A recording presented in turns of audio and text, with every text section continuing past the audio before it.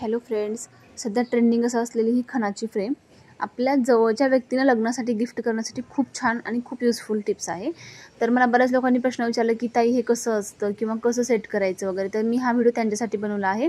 शेवटपर्यंत नक्की बघा आणि अगदी 3 इझी स्टेपमध्ये मी तुम्हाला सांगणार आहे की या फ्रेमला कसं बनवायचं। सर्वात प्रथम तर आपण जे नॉर्मल फ्रेम यूज करतो, जे की कार्डबोर्ड शीट असते त्याची, तो कार्डबोर्ड घ्यायचा। त्यानंतर कस्टमरच्या डिमांडप्रमाणे 8x10, 10x12, 14x16 अशा वेगवेगळ्या साईजमध्ये आपल्याला हे अवेलेबल करून मिळतील। त्यानंतर यामध्ये 2 मटेरियल यूज करता येतात, एक आहे ॲक्रेलिक मटेरियल आणि दुसरं आहे रेडियम मटेरियल। तर मी हे कस्टमरच्या डिमांडप्रमाणे मी हे रेडियम मटेरियल यूज केलं आहे। त्यानंतर थर्ड स्टेप अशी आहे याची की तुम्हाला त्याचे जे काय लेटर्स यावर नोट डाऊन करायचे आहेत त्याच्याच पद्धतीनं आपण रेडियमची प्रिंटआउट आणून आपण ते घरी चिपकावू शकतो।